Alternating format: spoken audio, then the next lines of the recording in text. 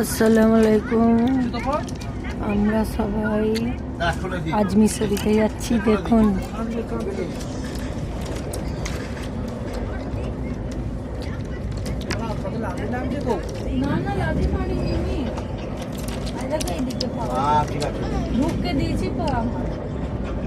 লম্বা শোনো, আমি সামনে তুমি আয়নাটা বানালে এখানটা চলে আসো, আব্বাকে দিতে পারো।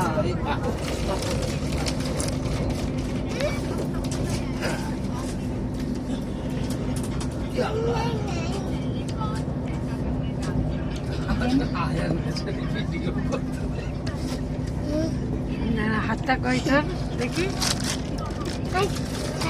মজা আসছে না। নানিকে শীতকালে আসতে বল। এই শীতকালে তো মনে হবে না। আর কিছু এখন রাখতে পারবে না।